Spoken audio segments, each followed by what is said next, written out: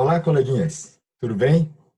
Nós estamos estudando esta unidade sobre tabela periódica, não é? Então, vamos recordar a sua classificação? Então, vamos lá.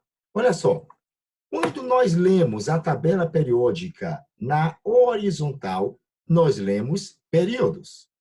Quando lemos a tabela periódica na vertical, nós lemos famílias ou grupos. Observe que você tem 18 grupos. E nesta tabela aqui, eu tenho 7 períodos. O que os elementos de um mesmo período têm em comum? O mesmo número de camadas. O que os elementos de uma mesma família têm em comum? As mesmas propriedades e o mesmo número de elétrons na última camada. Olha só, algumas famílias têm nomes especiais. É o caso da família 1, que é chamado de metais alcalinos. Cuidado com o hidrogênio, está na família 1, mas não é metal, tá bom? A gente já viu sobre isso aí.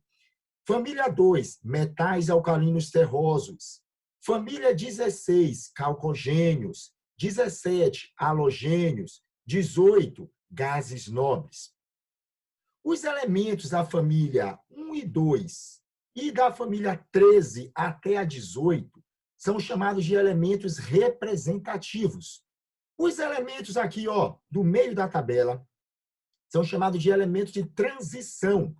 E aqui embaixo, essas duas séries que nós chamamos de série dos lantanídeos e série dos actinídeos é chamado de elemento de transição interna, porque todos esses elementos aqui embaixo estão dentro de uma mesma família, que é a família 3. Esse lantanídeo aqui, a série dos lantanídeos, está na família 3 do período 6 e os actinídeos estão na família 3 do período 7. A maior parte da tabela periódica são formados por elementos naturais, mas também tem os elementos artificiais, que é o tecnécio, desenvolvido em laboratório. Ó, tecnécio, bromécio, que é o PM aqui, e os transurânicos. Todos os elementos que vêm depois do urânio são chamados de elementos artificiais. Olha, dividimos também em metais. A maior parte da tabela periódica é formada por metais. Tem aqui os ametais, chamados de não metais. Tem os gases nobres e tem aqui o hidrogênio, tá certo? A maior parte dos metais são sólidos. Só tem um metal líquido, que é o mercúrio, que tem por símbolo Hg. Aqui nos ametais coexistem os 3 estados físicos. Eu tenho aqui nitrogênio, oxigênio, flúor e cloro, que são gasosos. O bromo aqui é líquido e os demais restantes aqui dos ametais são sólidos. Os gases nobres já diz. Então, eles são gasosos, ok? Vamos, então, avançar. Nós vimos também que a tabela periódica está dividida em subníveis de energia, chamado de S, P, D e F, ali do diagrama de Paulo. Lá no diagrama de Paulo, a gente viu que S vale 2. Se você contar, ó, 1, 2.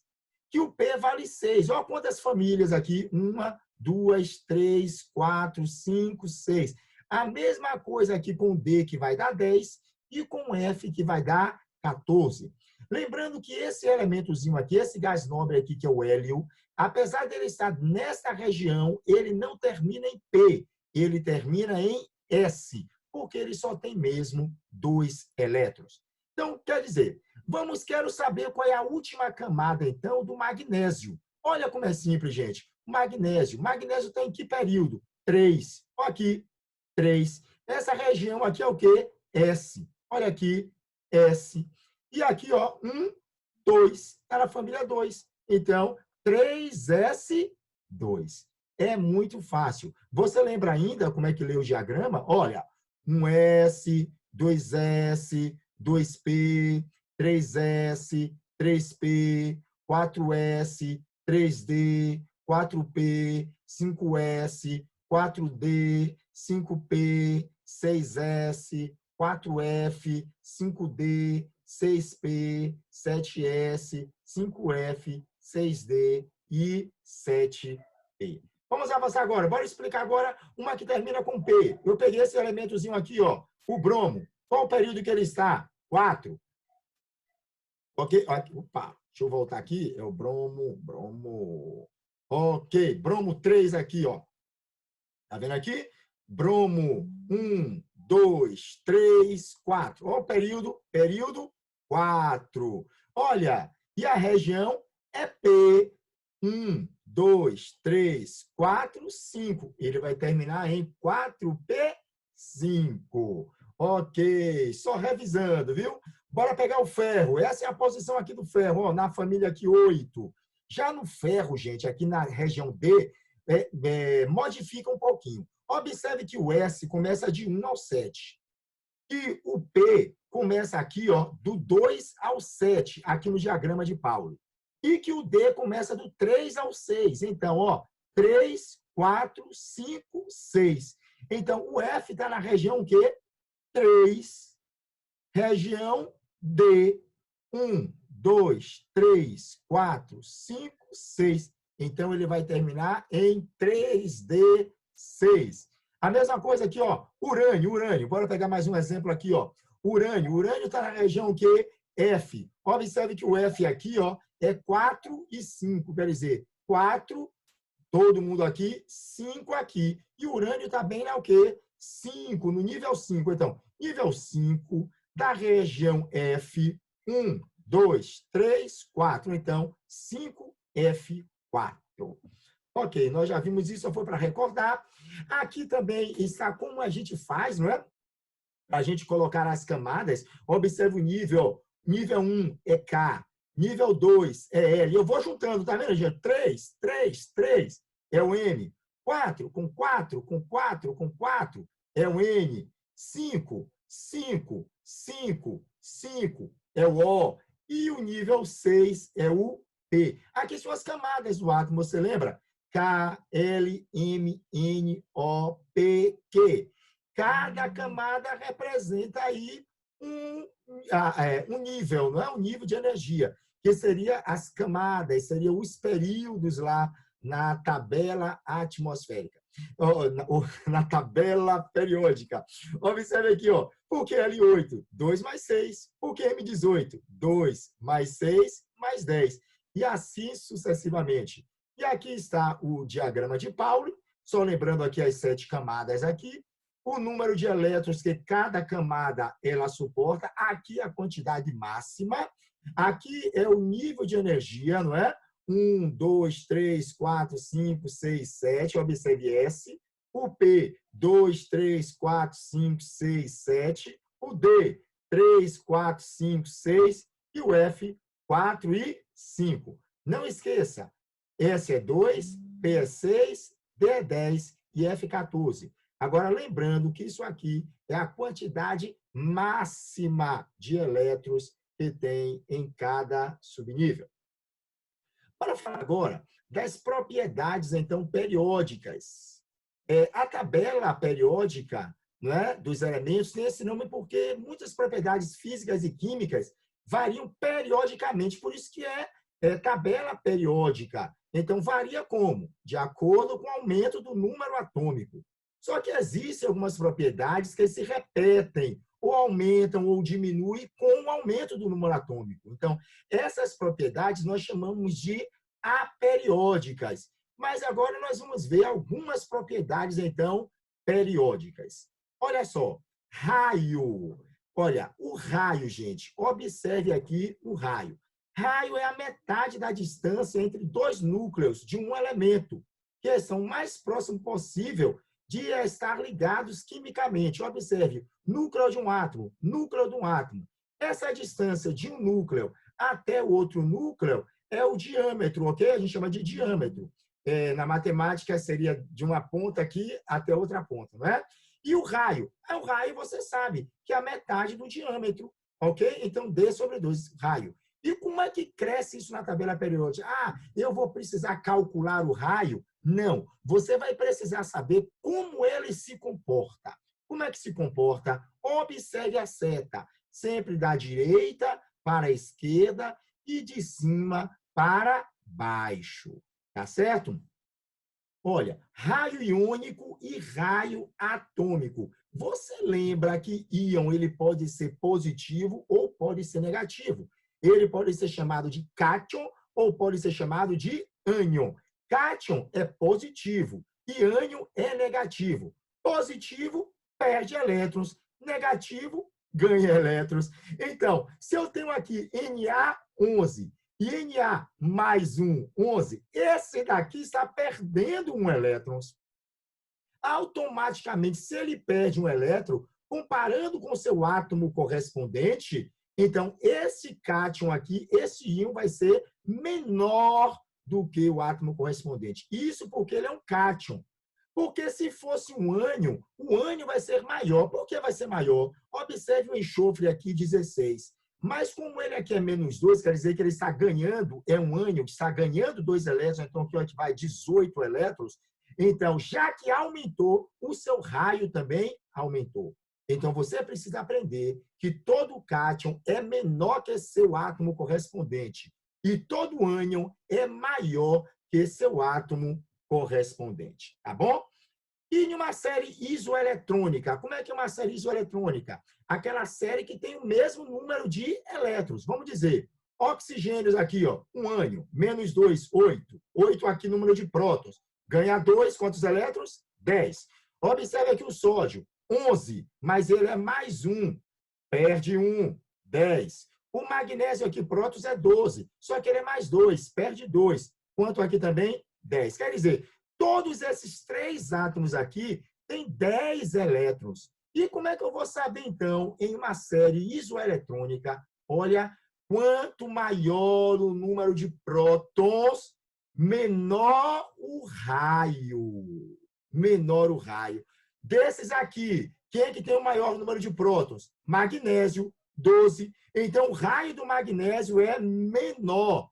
Automaticamente, por ordem, vai vir um Na e depois vem o oxigênio.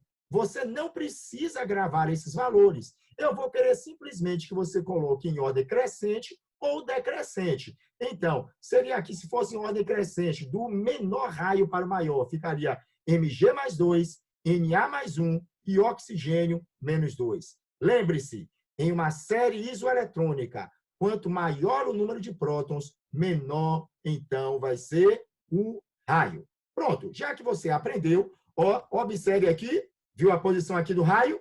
Ok, vamos agora aqui à tabela periódica. Na tabela periódica, quem é o elemento, então, que vai ter o maior raio? Se cresce nessa posição, nessa posição e nessa posição descendo, então, o frâncio é o elemento que tem o maior raio e o hélio é o elemento que tem o menor raio. Ok? Vamos avançar. Bora falar agora de energia de ionização. Olha, quando um elétron ele recebe energia, ele salta para níveis mais externos. Nós aprendemos isso no modelo atômico de Bohr. Se a quantidade de energia for suficiente, ele pode até se desligar do átomo. Então, a energia mínima que um átomo precisa receber para perder um elétron é chamada de energia de ionização. Então, é mais fácil você perder elétrons de um átomo grande do que de um átomo pequeno. Por isso que a energia de ionização cresce, gente, o inverso do raio. Observou? Agora é da esquerda para a direita e de baixo para cima. Olhando aqui na tabela periódica, então, quem é o elemento que tem, então, a maior energia de ionização? É o hélio. Olha, só é seguir a seta. E quem é o elemento que tem a menor energia de ionização? É o frâncio. Tá bom? Então, aqui está a equação para a energia de ionização. A gente interpreta da seguinte forma. Olha, um átomo A recebe energia de ionização, é transformado em um cátion, perdendo um elétron. Isso é energia de ionização. Vamos ver a outra agora? A outra agora é a afinidade eletrônica. Quando agora recebe um elétron, o átomo se transforma em ânion, que é um íon negativo, liberando energia. A afinidade eletrônica pode ser também chamada de eletroafinidade. É a energia liberada nesse processo. Aqui a reação. Como é que a gente interpreta essa reação? Olha, o átomo A recebe um elétron, transforma-se em um ânion e libera energia, ok? Libera eletroafinidade. Observe aqui na tabela periódica, nós já falamos que os gases nobres são estáveis. Então, eles não podem perder e nem ganhar elétrons. É por isso que na afinidade eletrônica a gente despreza os gases nobres. Então, a seta vai crescer nessa direção. Como a gente despreza os gases nobres, então o elemento que tem a maior afinidade eletrônica é o flúor, e o menor é o frâncio. É só seguir a seta. Isso aí, gente, é afinidade eletrônica. Vamos ver o próximo? O próximo é eletronegatividade. Você já aprendeu a mesma coisa anteriormente, porque negativo ganha, é chamado de ânion. Você aprendeu que gás nobre não tem tendência a nem ganhar nem perder elétrons. Então, você despreza os gases nobres. A eletronegatividade, gente, cresce a mesma coisa da afinidade eletrônica. Então, o mesmo elemento que tem a maior afinidade é o mesmo elemento que tem a maior eletronegatividade. Então, aprendeu a eletronegatividade, aprendeu também a afinidade eletrônica. E o próximo? O próximo é eletropositividade. Aqui ficou fácil. É o inverso da eletronegatividade. Outra vez a gente despreza gases nobres, porque eles são estáveis, não perdem e não ganham elétrons. São poucos os casos que dá para formar compostos com os gases nobres. Observe, gente. Olha, cresce da direita para a esquerda e de cima para baixo. Cresce igual ao raio atômico. A única diferença é que despreza os gases nobres. Então, da tabela periódica, quem é que tem a maior eletropositividade? Frâncio. E a menor? Flúor. Porque despreza os gases nobres. Muito bem, muito bem. E densidade? Você lembra de densidade? Densidade do corpo é aquela relação que existe entre a sua massa e volume, não é? Então, aqui na tabela periódica, esses elementos que estão aqui mais para o centro são os elementos mais densos da tabela periódica, tá bom? Então, o mais denso de todos aqui é o ósmio, tá bom? O irídio, a platina, tá vendo aqui? OS, IR, PT. Esses três elementos aqui, são os elementos que têm as maiores densidades da tabela periódica. Então, tudo converge em direção a eles. Fique atento nisso. Então, grave esses três elementos. Na densidade, tudo se converge, então, para eles. E agora o próximo. O próximo é volume atômico. Observe, olha, parece com densidade porque é de cima para baixo. Qual é a diferença? É que densidade é das extremidades para o centro, enquanto o volume atômico é do centro para as extremidades. Então, as extremidades da tabela periódica e sempre a parte de baixo são os elementos que têm maior volume atômico. Volume é ocupado por 1 mol de átomos. Isso é volume atômico, tá certo? Então, grave aí a posição do volume atômico. O próximo, gente, é temperatura de fusão e temperatura de ebulição. Esse aqui é um pouquinho chato, né? Para você compreender. Observe que a família 1 e 2 é de baixo para cima. As demais famílias é de cima para baixo e é das extremidades para o centro. Olha, os dois elementos da tabela, o elemento que tem maior temperatura de fusão e de ebulição é o tungstênio.